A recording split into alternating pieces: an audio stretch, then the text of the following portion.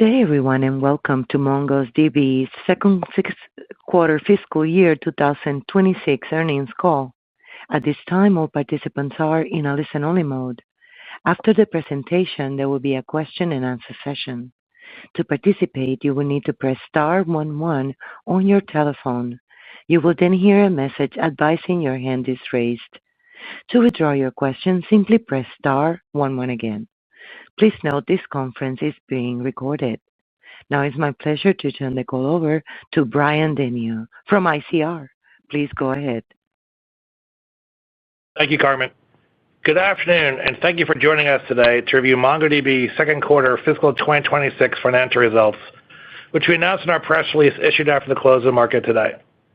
Joining me in the call today are Dev Ittycheria, President and CEO of MongoDB, Mike Berry, CFO of MongoDB, and Jess Lubert, MongoDB's new Vice President of Investor Relations.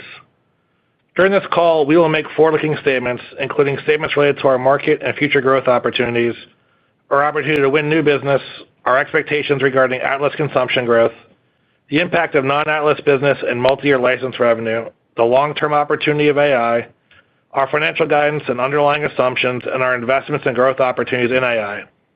These statements are subject to a variety of risks and uncertainties, including the results of operations and financial conditions, that could cause actual results to differ materially from our expectations.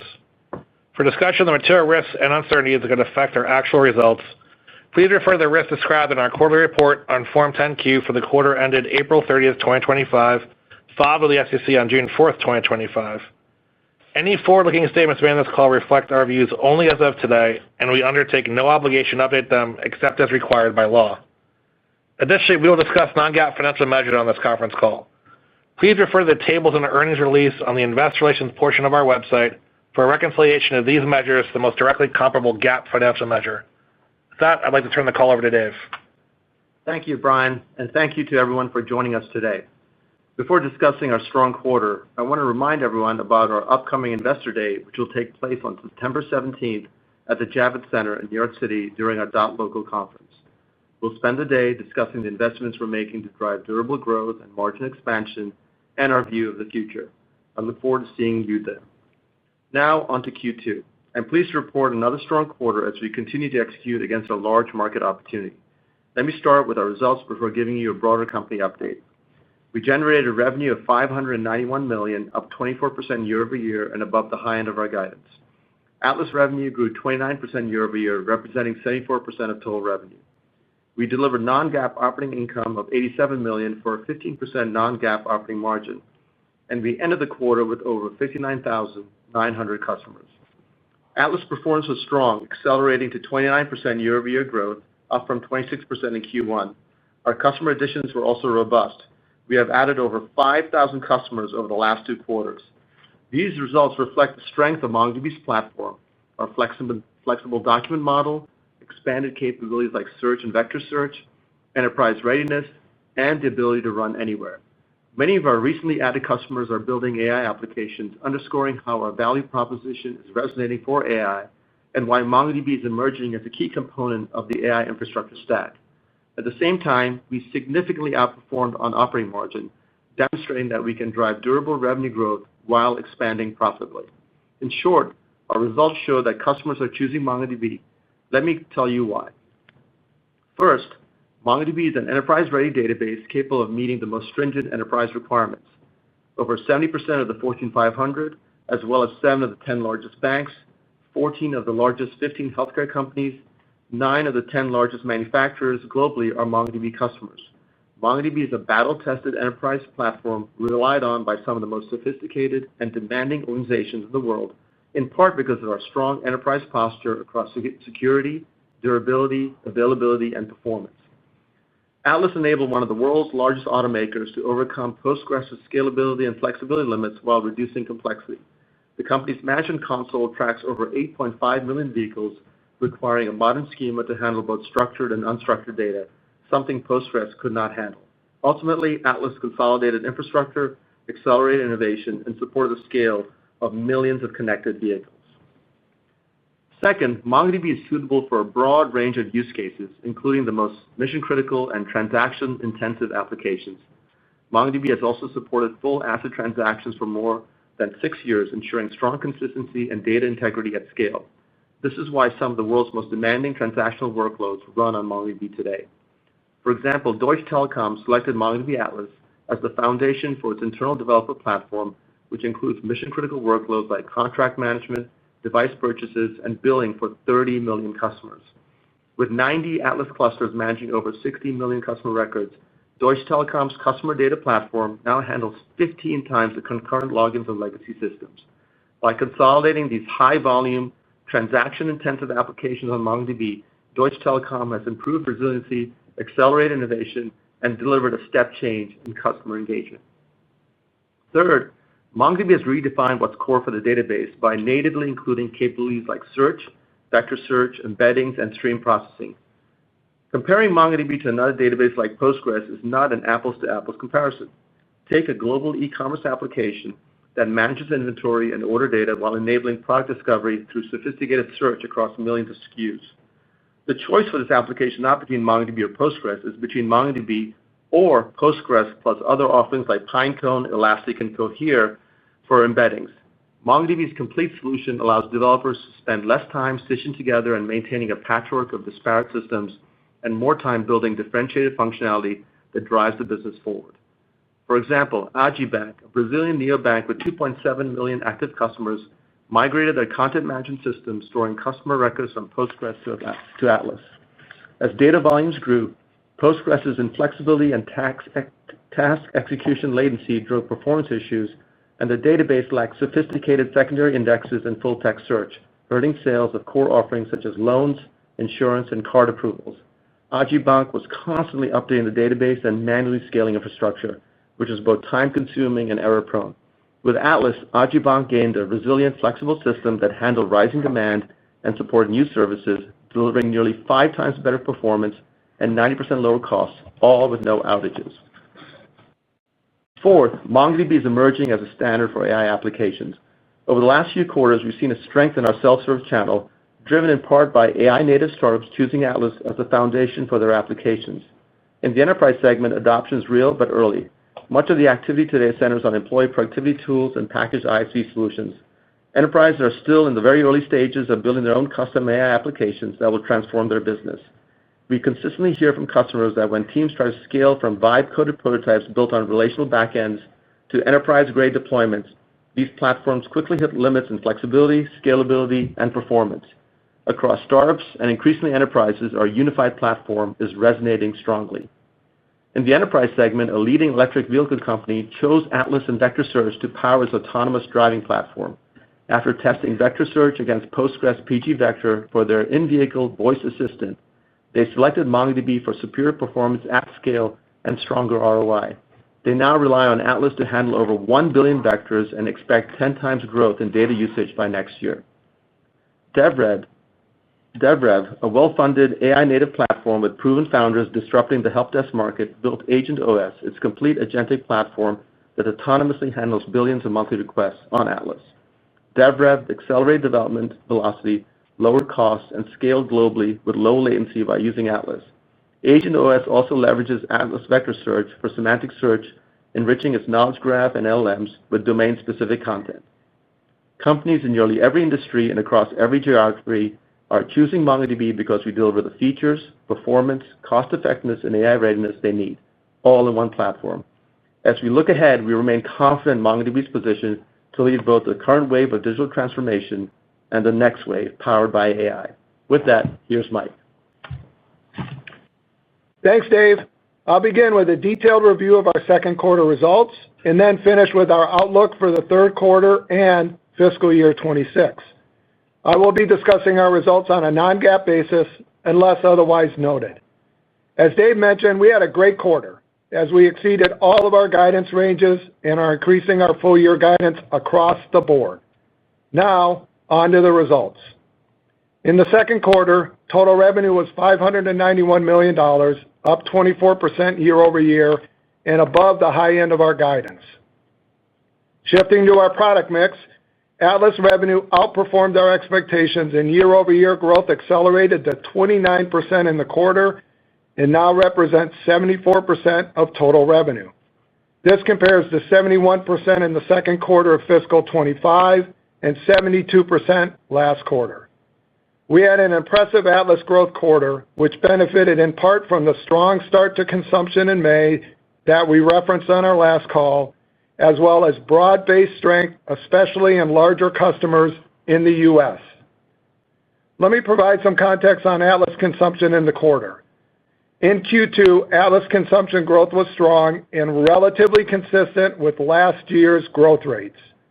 This drove the acceleration in revenue, as well as the growth in absolute revenue dollars year-to-date for the first half of fiscal 26.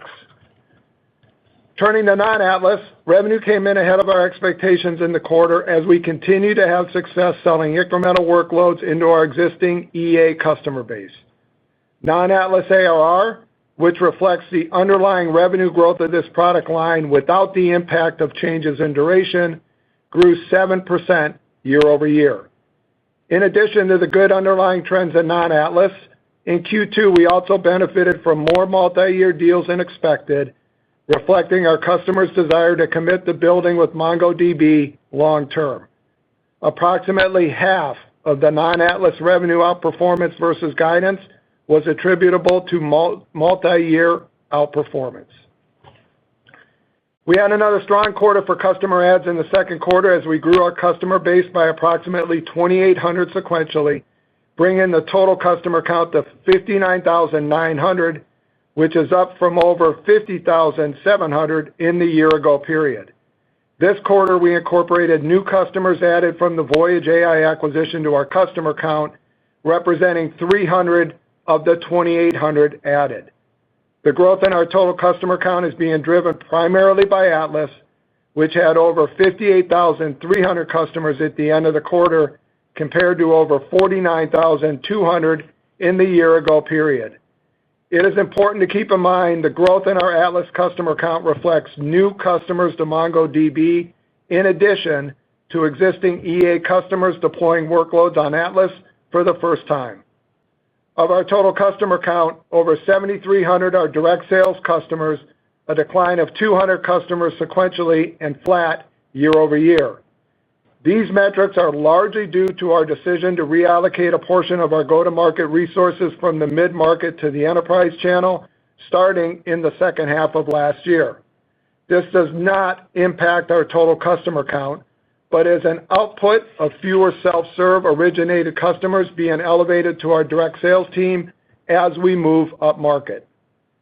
In Q2, our total company net AR expansion rate was approximately 119%, which is consistent with recent quarters. We ended the quarter with 2,564 customers with at least $100,000 in ARR, representing 17% growth versus the year-ago period. Moving down the income statement, gross profit in the second quarter was $436 million, representing a gross margin of 74%, which is down from 75% in the year-ago period. Our year-over-year gross margin decline is primarily driven by Atlas growing as a percent of the overall business. Our income from operations was $87 million for a 15% operating margin compared to 11% in the year-ago period. We are very pleased with our stronger than expected operating margin results, which benefited mainly from our revenue outperformance. Additionally, I'd like to provide a little context on the modest restructuring we undertook in the quarter. It impacted less than 2% of employees and resulted in approximately $5 million of one-time charges, which we have excluded from our non-GAAP financials. This action is consistent with the key priorities I outlined for you last quarter to identify ways to both reallocate existing spend to higher ROI opportunities and be more disciplined about incremental spending. We are focused on running an efficient, scalable business that supports growth in revenue and profitability to drive long-term shareholder value. Net income in the second quarter was $87 million, or $1 per share, based on 87 million diluted shares outstanding. This compares to a net income of $59 million, or 70 cents per share, on 84 million diluted shares outstanding in the year-ago period. Turning to the balance sheet and cash flow, we ended the second quarter with $2.3 billion in cash, cash equivalents, short-term investments, and restricted cash. During the quarter, we spent $200 million to repurchase approximately 930,000 shares, which was under our previously announced $1 billion total share repurchase authorization.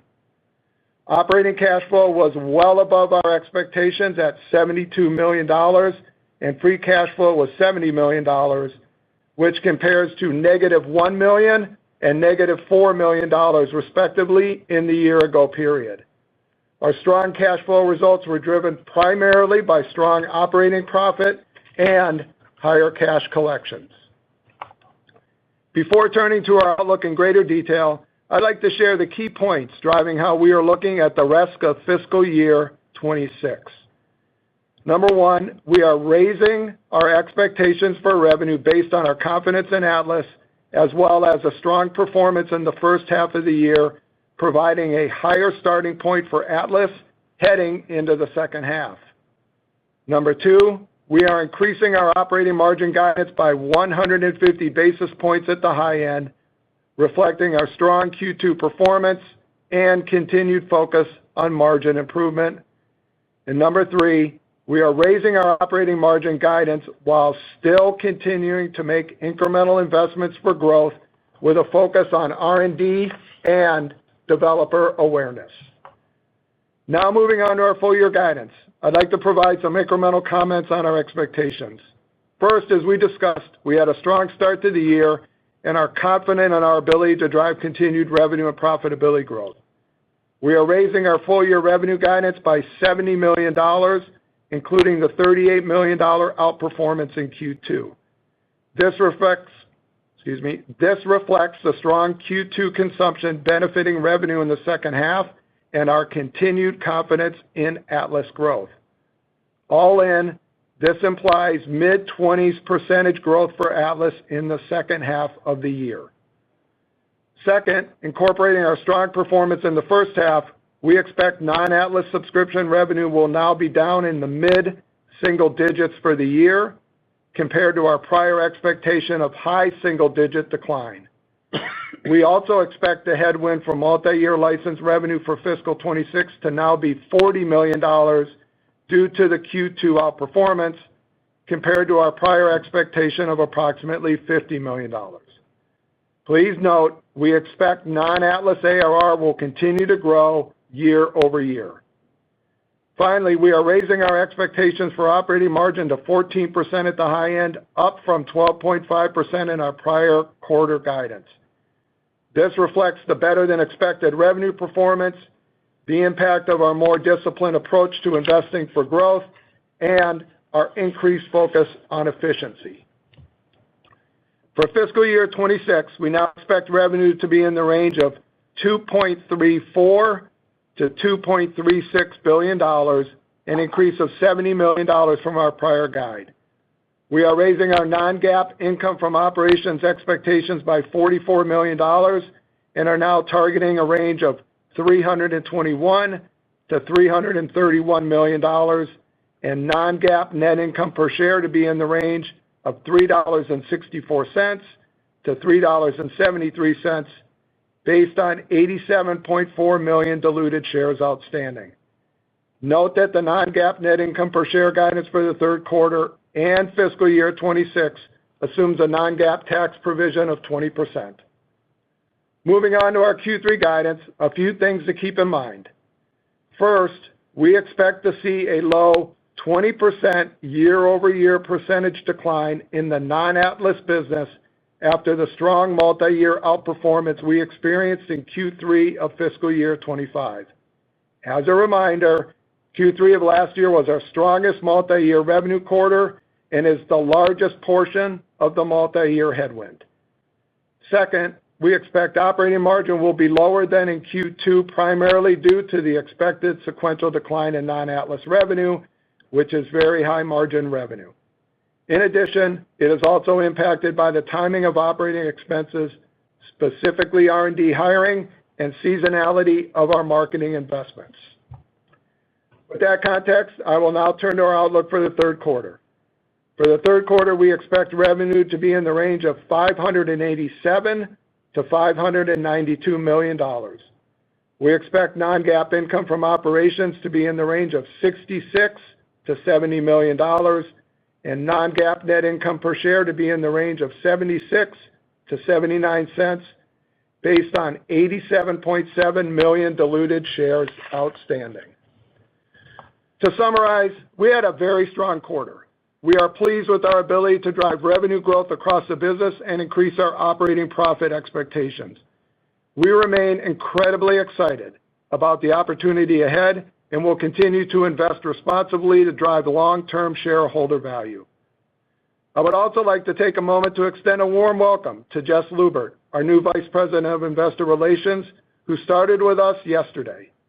Jess joins us from Juniper Networks, where he led their investor relations effort, including most recently helping the company navigate the acquisition by Hewlett-Packard Enterprise. We're excited to have him on board and eager to see the impact of his work.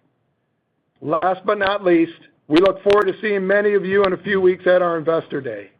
Please reach out to our investor relations team at ir@mongodb.com with any questions. With that, we'd like to open it up for questions. Carmen, take it away. Thank you so much. And as a reminder, that is star 11 to get in the queue and wait for your name to be announced. To withdraw the question, simply press star 11 again. Our first question is from Sanjit Singh with Morgan Stanley. Please proceed. Hi, thank you for taking the question, and congrats on a heck of a quarter in Q2. I wanted to dive into some of the drivers into Q2. When I look at the acceleration Atlas, which is now accelerated for 2 quarters in a row, and I kind of just look at the sequential dollar adds, I had that up, more than 40 million in Q2, which is kind of the strongest sequential dollar adds we've seen in quite some time in what's been a pretty sober sort of cloud spending environment. So I was wondering if you could, give us some sense of the drivers of the strong sequential adds this quarter. I know you pointed to May, but if anything, you can give us from a workload perspective or any other new factors, maybe the workloads from last year starting to ramp. I'd just love to understand that trajectory a little bit better. Yeah, Sanjit, thank you. Thanks for the question. So clearly, we're really pleased by the quarter and really pleased by the accelerating growth in Atlas. I would say a lot of it was due to the workloads that we acquired over the past year, especially with our move-up market, that are growing faster and becoming bigger than previous workloads we've seen. So I think the move-up market is really paying off. And what we're also seeing is that there's a great uptick of some of the other capabilities we offer, like search and vector search, that are also adding to that growth of those workloads. And then, as we mentioned, we also acquired a ton of new customers. Obviously, the self-serve customers tend to spend less on a per-customer basis, but we also have added lots of customers over the last 6 months, and I think that's also helping drive some of the growth. Yeah, that's great color. I wanted to follow up on the go-to-market side. Over the last couple of years, we've been sort of tinkering and optimizing the go-to-market organization across, territory investment, but also sort of quotas and moving to incremental consumption. Could you give us an update on the state of operations for the sales force today? And in some sense, if I look at the customer ads, it seems like things are humming quite well. But just to get to understand, how, what's the state of the organization today, that'd be really helpful. Yeah, sure. So nothing really has changed. We're just doubling down on what we said previously. We are moving up markets. We're focusing our high-end, sales force focus on the most sophisticated and demanding customers. These are typically enterprise customers all around the world. And then we're using our self-serve channel to better serve the SMB market. I know there are a lot of questions about were we kind of abandoning the self-serve, the early stage market by this move. And I think the results over the last couple of quarters have shown that we are not. I think we're just becoming much more effective in serving that market while also being very effective in growing our wallet share in these larger accounts. So we're really just continuing with the strategy that we articulated before, and obviously we're pleased with the results. Appreciate the thoughts, Dave. Thank you. Thank you, Sanjit. Thank you. Our next question is from Raimo Lenschow with Barclays. Please proceed. Perfect. Thank you. First of all, congrats to Jess. All the best. Two quick questions from me. Staying on that theme of self-service, that acceleration, Dave, obviously, you changed things around, but it's accelerated despite kind of you actually moving up market. Like, can you help us understand that? What's driving that a little bit? And then I had one follow-up for Mike. Yeah, I mean, clearly the output metrics look really good, but I would say the work around self-serve began, has been going on for a while. The team is really good at running experiments, using a data-driven approach to figure out what's working, to figure out what's not working. A new motion that we're also doing that's showing good results is going after SQL developers who don't really know MongoDB and attracting them to our platform, really, helping them understand the value proposition of MongoDB. Even running like things like office hours where we spend time with SQL developers to explain the benefits of modeling data on a document database. And all these experiments and tactics that we're doing, which are very data-driven, are really paying off. And May Petrie used to run that group, is now our CMO, and she has a strong team under her, and we feel really good about what that self-serve team has been doing.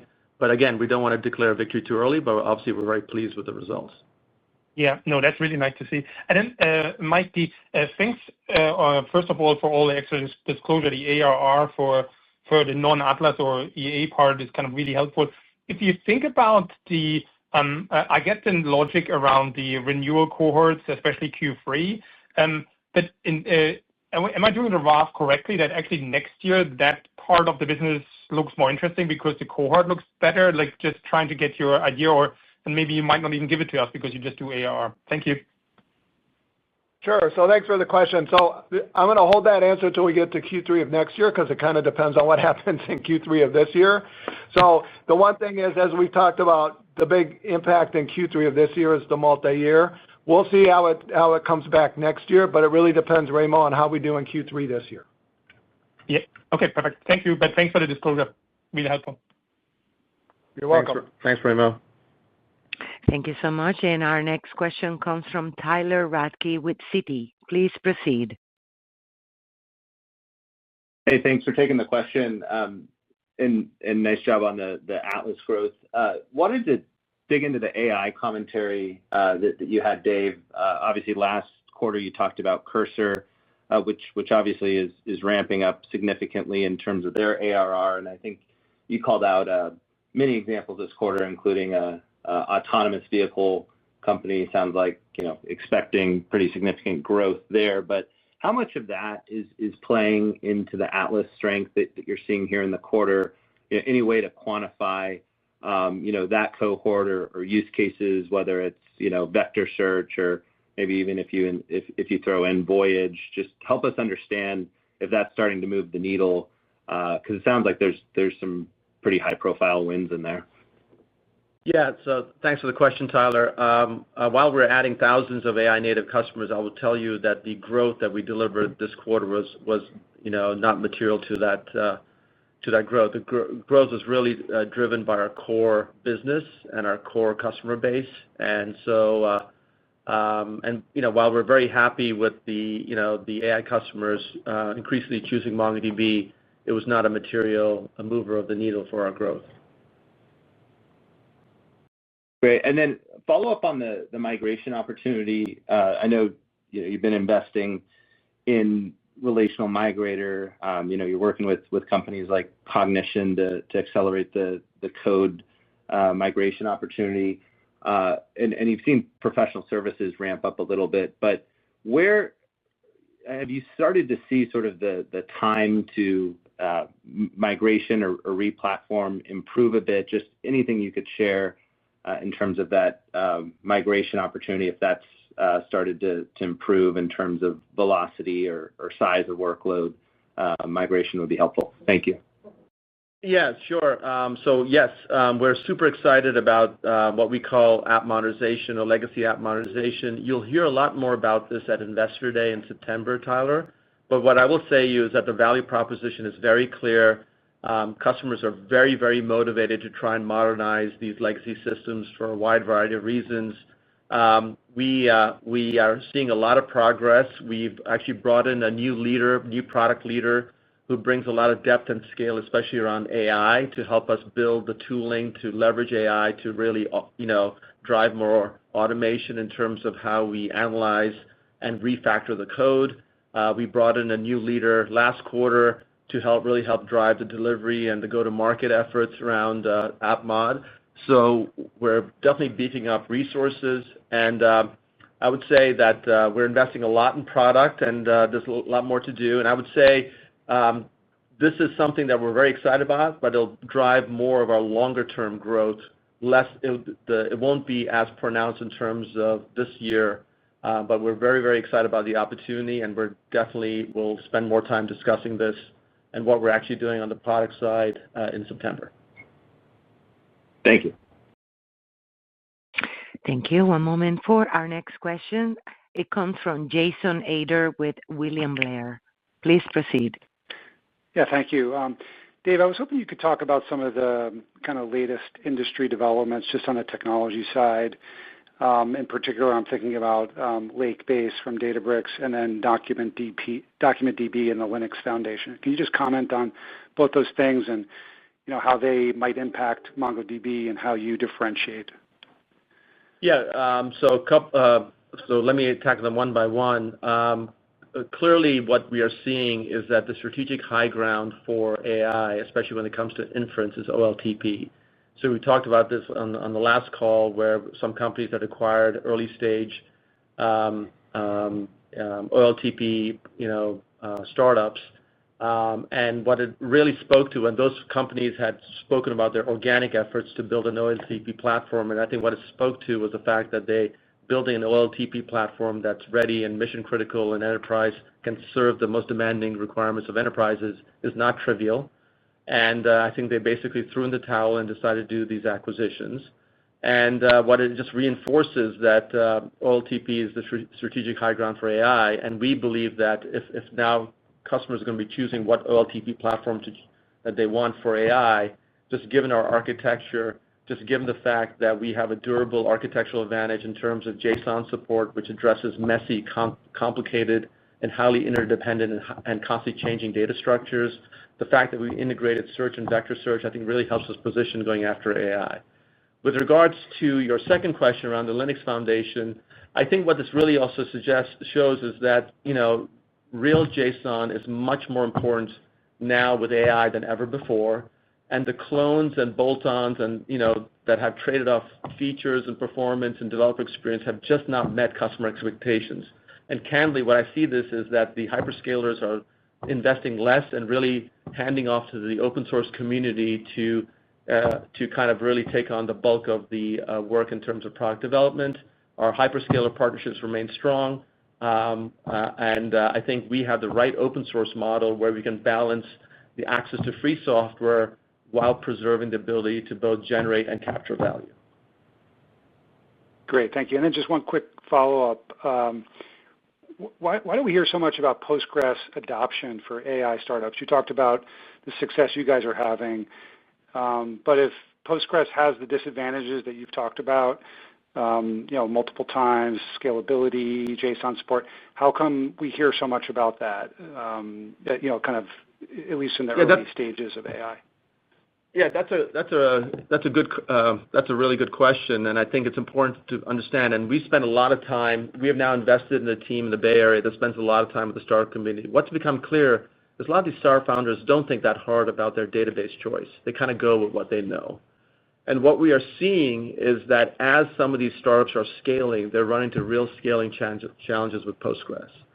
And and we've talked about this in the past, like when you add a JSON, when you use JSON-B on Postgres, a 2 kilobyte document or bigger starts really creating performance problems because Postgres has to do something called off-row storage, which creates enormous performance overheads. And so developers need a platform that can handle structured, semi-structured, unstructured data. They need obviously a platform that performs well. And they need a platform that can scale as they grow. And what we're hearing clearly from the startup community is that Postgres, in many cases, is not scaling for them, and they're now coming to us. And so we feel really good about our position, but the reality is that a lot of these AI founders kind of start with what they know or what they've used in the past, and only when the business starts scaling do they start recognizing the challenges. And we realize we need to do more developer education and do more work, and so we're investing a lot in the startup community. We're running a big event in October in San Francisco with a big hackathon, and we're inviting lots of customers to participate. But that's just the start of a meaningful investment we're making in the Bay Area and the AI startup community to rethink their decisions around just going with what they know. Thank you. Thank you. One moment for our next question. That comes from Mike Cikos with Needham. Please proceed. Hey, thanks for taking the questions, guys. I just wanted to come back to Atlas specifically. And Mike, appreciate last quarter you gave us some very granular color around Atlas trends. Was hoping we could get an update on how Atlas trends played out this quarter, or just at the very least why we did see such broad-based strength from large customers this quarter. Thank you. Sure. Thanks for the question, Mike. So when we talk about consumption in the second quarter for Atlas, as we talked about, it performed well, grew 29% year over year. As we talked about, Mike, the consumption growth were relatively consistent with last year. And as we talked about on the last call, we started out with a strong May, and we saw broad-based strength across most of the geos and segments, so nothing to call out there. But we did see notable strength in the larger customers in the U.S. And if we dive deeper on that one, as Dave talked about, we are seeing some workloads from our larger customers grow for longer and expand more than we have seen in the past, so that's good.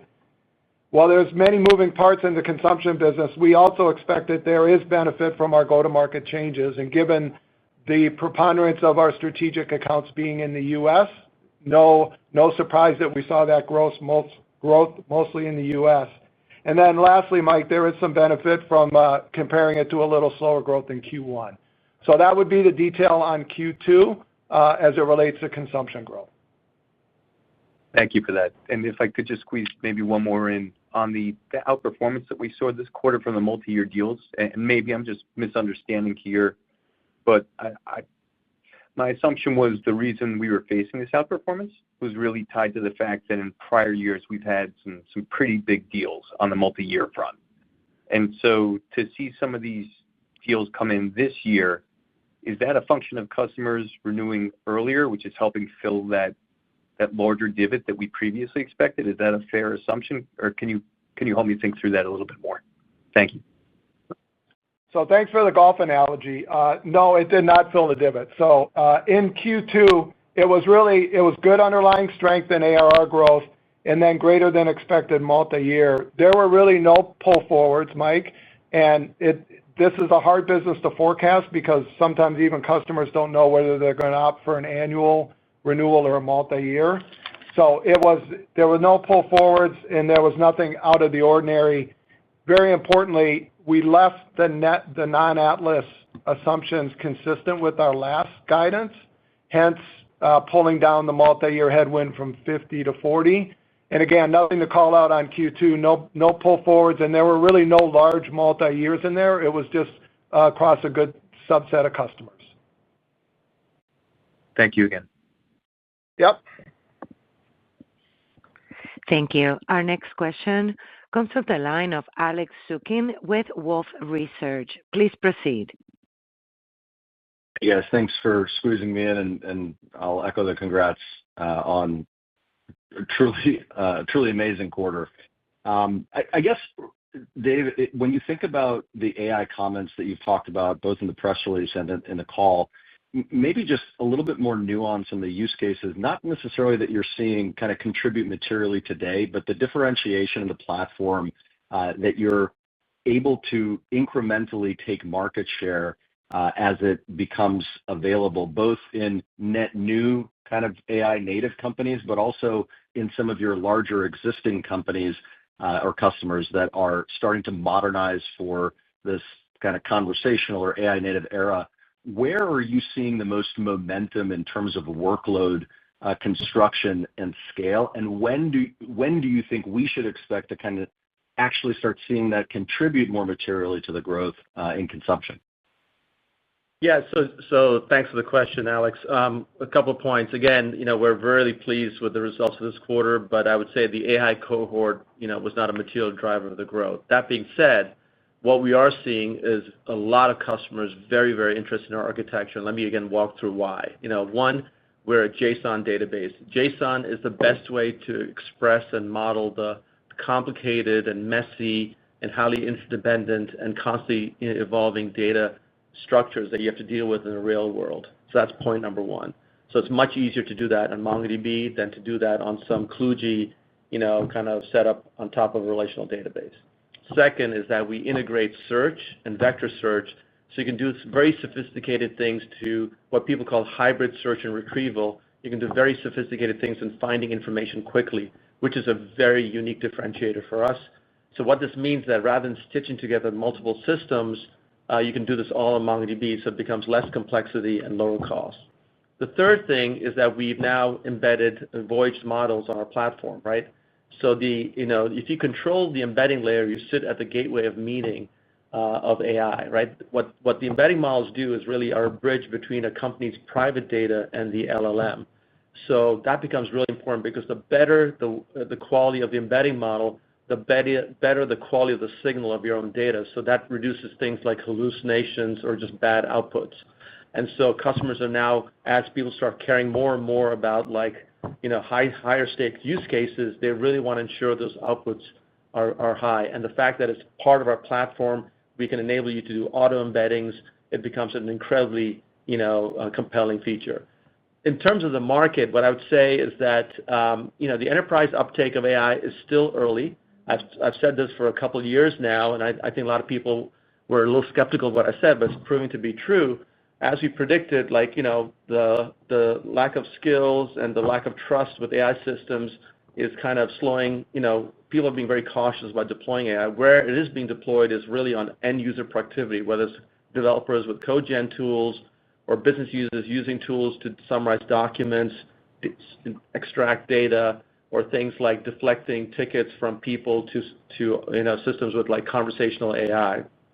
I think you are starting to see the first steps in people deploying agent-based systems, and I can talk a little bit about that, but that's still very, very early. We're seeing small ISVs, some of them are taking off, who are really driving most of the impact, but the real enduring value will come. When you talk to a customer today, most of them, when you ask them, is AI really transforming your business? They'll say no. Yes, we're seeing some productivity gains here and there, but it's not really transforming my business. I think the real enduring value will come when they build custom AI solutions that truly transform their business, whether it's to drive new revenue opportunities or dramatically reduce their existing cost structure. But we're really pleased. I mentioned this electric car company that's very tech savvy that's using MongoDB. I should mention one of the fastest growing startups in the Bay Area has bet big on MongoDB. DevRev, the company going after the help desk space, has built their whole agentic platform on MongoDB. So we feel really good about what this all portends for the future. But as I said, it was a small part of our growth this quarter. Very helpful. And then maybe if I could just sneak one in for Mike, you've been kind of saying from I think the first day you started about how the margin profile of this business, it's not an or, it's an and it's clearly coming through in both the growth acceleration, but also the meaningful margin outperformance. As you think about sustaining this kind of accelerating pace and investing in things like the Bay Area startup community, how are you finding that balance, that and versus or balance that, quite frankly, is elusive to a lot of companies that are doing what you guys are doing? Well, I think it's the funnest part of my job, quite frankly. So I would give kudos to not only the management team, but everybody at MongoDB to really jump in this. I think that this has been a company-wide effort. And as we look forward, and as we talked about, Alex, the number one driver of margin expansion for Mongo is the revenue growth. So those two are directly connected. It's a great business model where when we can grow Atlas in the 20% plus range and then keep that ARR of EA in that single digit, it generates a ton of gross profit that funds a lot. And the team has done a great job of making sure that we are investing in growth, that we go back and look at what we're doing, making sure that it's driving growth. If it's not, then we have an open discussion about whether we should reallocate. So I felt good about it when I started. Candidly, I feel better about it 90 days later. Excellent. Thank you, guys. Congrats again. Thanks. Thank you, Alex. Thank you. Our next question comes from Kash Rangan with Goldman Sachs. Please proceed. It's always tough to go after Alex because he asks such good questions, but that's not going to stop me. So, Dave and Mike, congratulations on the quarter. It's super interesting. You were talking about how some of the Silicon Valley AI startup founders don't have time to think about databases, but our good friend Dheeraj at DevRev seems to have made a wise choice here. So, as you set encampment up in the Bay Area and start to evangelize the need for a Atlas consumption AI-savvy database, how do you reconcile that with the fact that at the same time enterprise is where you really saw that the bread and butter value proposition of Mongo resonate? So could what is happening with DevRev be a leading indication of what's going to happen in the enterprise? Because we've all, much to your observation, not seen much of a productivity impact in the enterprise because of AI at the business level. And so what could be that unlock is what are folks like Dheeraj doing correctly that is could be a precursor, if it is, for what is to come in the enterprise? Yeah, so Kash, thanks for the question. Obviously I have so much respect for Dheeraj. He built Nutanix into a real great business, and he's going to do the same at DevRev. I will tell you that the AI cohort, as I said earlier, was not really material to our growth. So I think these are all customers kind of earlier in their journey. So what we are seeing, what's driving the growth right now is these large enterprises with workloads that we acquired both last year and this year that are really driving the growth, especially the Atlas growth that we saw this quarter. And what that really confirms is that our move-up market made sense. The quality of those workloads, the durability of their growth, they become grow for longer and become bigger than what we've seen in the past is really making us feel good about that decision. And to juxtapose that, we also obviously decided to double down on self-serve to better serve the small and medium-sized business market, and that's also become obviously becoming more and more effective, and just given the number of customers that we've added over the last 6 months. So we feel like those motions are working well in concert together, and we feel like this allows us to be much more efficient about how we go to market, and there's also going to be continuing more work to continue to drive that efficiency even better. But we also are investing for the long term, and so we're just constantly debating those decisions internally. But we feel good about what's working, and we feel good that someone like a Dheeraj is betting early on MongoDB, because that's a good signal for other founders who are thinking about doing the same. Awesome. We'll drill into this more in a couple of weeks when we see you in San Francisco. Absolutely.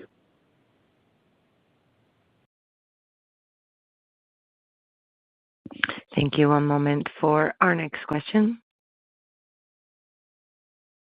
Is Brad Reback with Stifel. Please proceed. Great. Thanks very much. The 7% EA ARR growth seems fine. I'm assuming you're not satisfied with single-digit growth there. Dave, any sense of where we should think about that longer term? Thanks.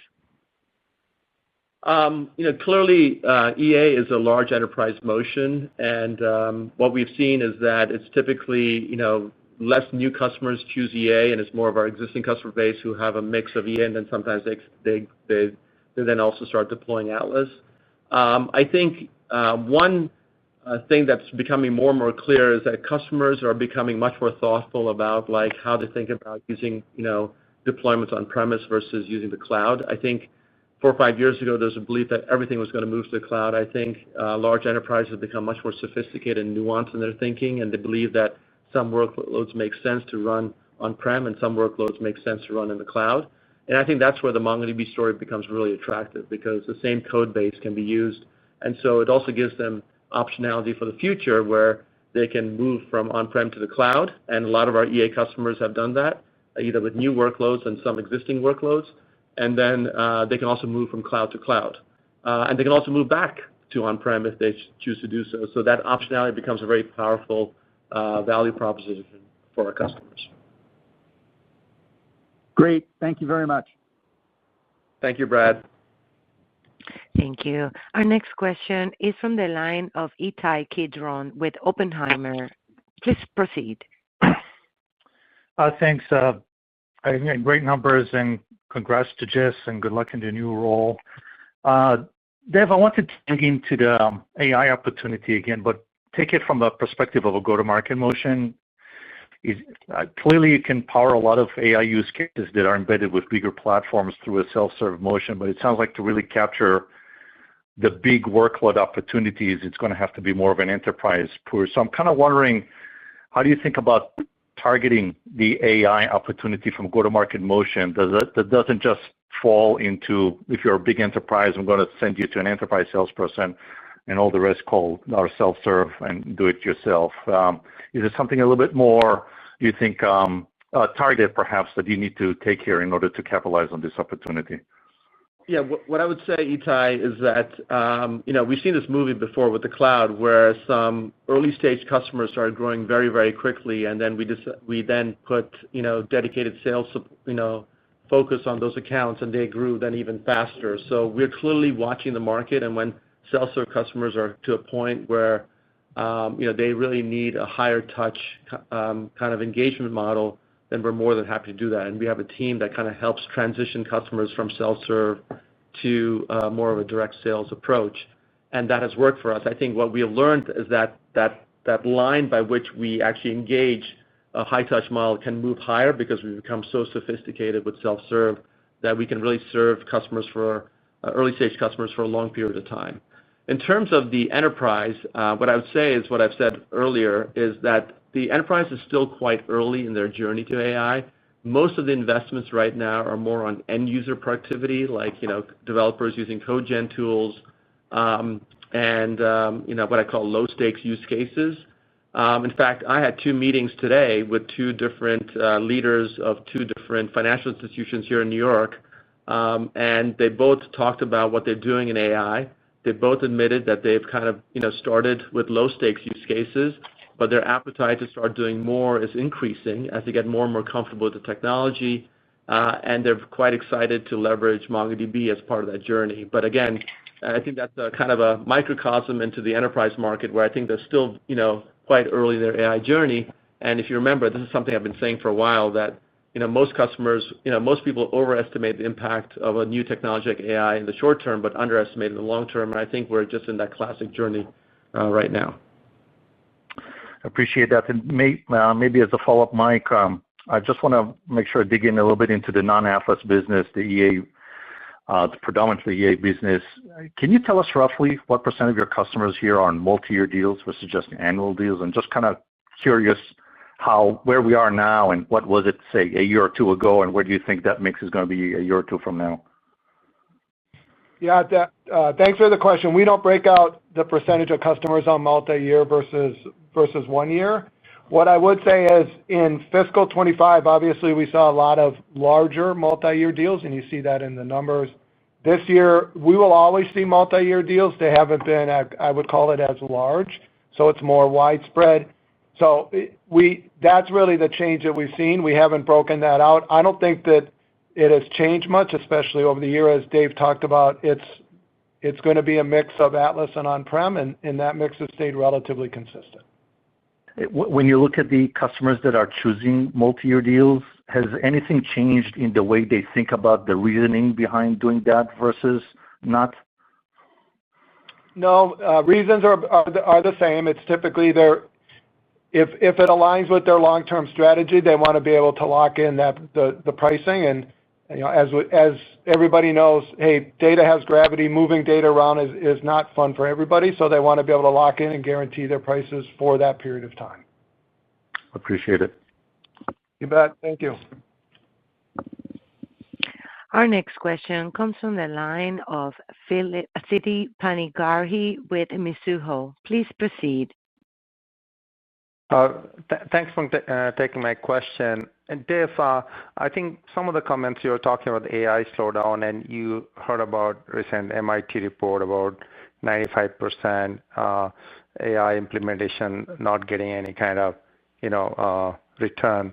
How do you see do you think the inflection point, when do we think we'll start seeing some of the adoption of this AI? Like you say, they're testing, but what can trigger? I know you have been talking about a year ago, probably we are a few years out, but it's good to see some of the traction. So how do you, first of all, characterize, what will be your view on that report, and how should we think about the, in terms of revenue contribution, material contribution from AI?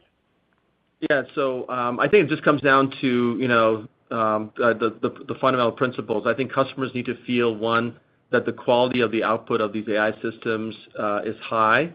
Obviously, AI systems are probabilistic in nature, not deterministic in nature, so you can't always guarantee the output. You can hope that you've trained the models well, you've hoped that you've given it the right information, but you can't always guarantee the output. So as I mentioned, I had meetings with 2 financial services customers earlier today, and both of them are still hesitant to roll out end-user facing AI applications for those specific reasons. So it's going to take a little bit of time for people to really get comfortable that they can really deal with the last mile issues and make sure that they don't have any errors that potentially could be impacting their brand or really cause a lot of customer problems. So that's point number one. Then there's issues around, obviously, the security of these systems, the stability and reliability of these systems, the scalability of these systems. As I mentioned, some of these early stage companies are running into scaling issues with existing architecture, which is why they're coming to us. So I think we're just in that learning journey. I mean, I don't know if there's going to be some massive tipping point. I think what we are seeing with the frontier models is that all these frontier models are kind of clustering around the same ballpark in terms of performance and the efficacy of their models. So I think what's going to start happening is how people start leveraging these insights to build what I call scaffolding around these frontier models to address the needs of their business. Obviously, everyone's talking about agents, and people are very, very focused on essentially using agents to drive a lot of work. Agents require, if you think about if you're using agents, agents will use your systems much more intensely than humans will, because they can do things much more quickly. So you need platforms that can massively scale up and down, which is, again, a good sign and support indicator for MongoDB. So I think it's going to take a little bit of time. It's going to take time being comfortable with technology. It's going to take time where people start with low stakes use cases and start gravitating to higher stake use cases. So I don't think there's going to be some seminal inflection point. I think it's just going to take time, but I think that time is coming. That's great color, Dev. Thank you. Thank you.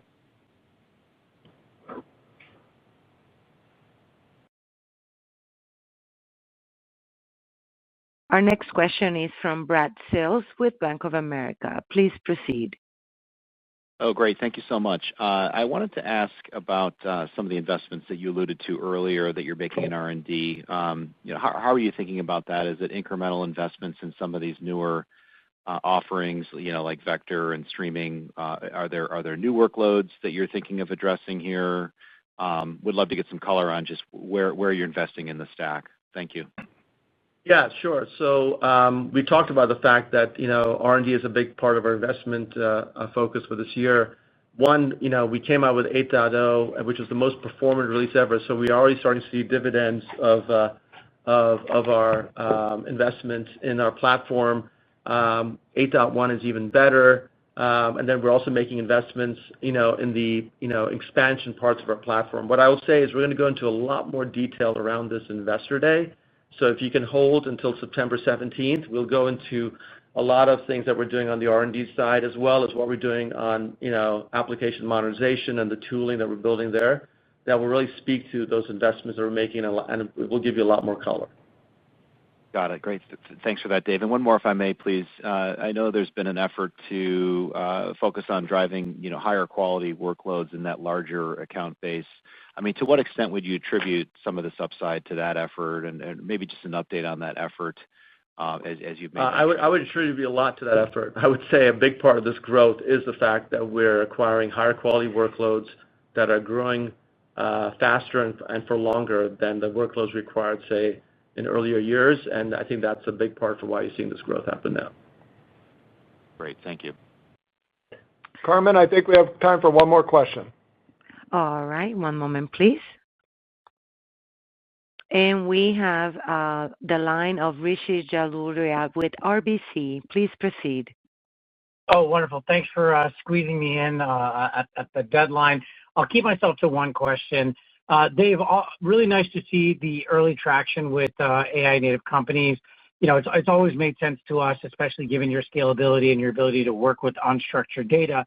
If we were to fast forward 5, 10 years and we start to see a real paradigm shift where instead of agents built on kind of the traditional GUI mobile interface that we've been in for the past 30 years, we actually enter kind of a multi-agentic world where maybe the interaction vector may move away from what we've been used to into more natural language.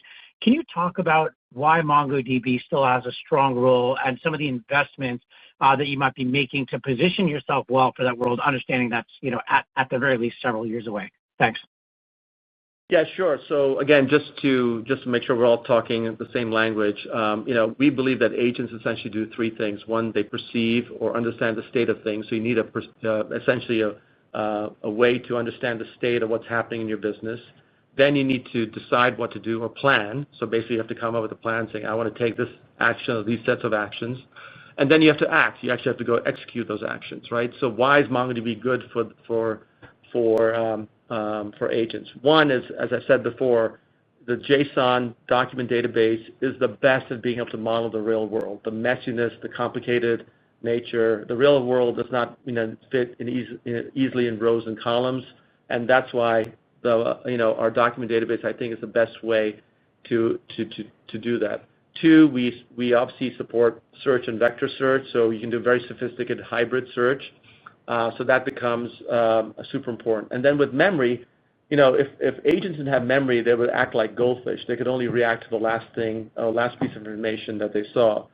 So memory lets agents connect the dots across time and situations. So you have different kinds of memory, things like short-term context, past experiences, knowledge, skills, et cetera, that you need to be able to share quickly. You need to be able to orchestrate those agents because you may have multiple agents doing a certain task. You need to register and have governance policies around those agents. We think that the underlying platform needs to be able to support those things. While there's a lot more work needs to be done, the underlying architecture that we have in MongoDB is well suited to address those needs, and we think that we'll be positioned to be a winner as people deploy more and more agents in their enterprise. All right, very helpful. Thank you so much. Thank you. Thank you so much. And with that, we conclude the Q&A session, and I will pass it back to Dev Ittycheria for his final comments. Sure. Thank you again for joining us today. In summary, I think it's clear that we delivered another strong quarter highlighted by the accelerating Atlas growth, the continued adoption for AI applications, and our expanding profitability. We are raising our revenue and operating margin guidance for the full year, fiscal year 2026. And these results really reinforce that MongoDB is well positioned to capture the next wave of AI application development while driving durable and efficient growth. So with that, thank you, and we'll talk to you soon. Take care. Thank you, and this concludes our conference. Thank you for participating, and you may now disconnect.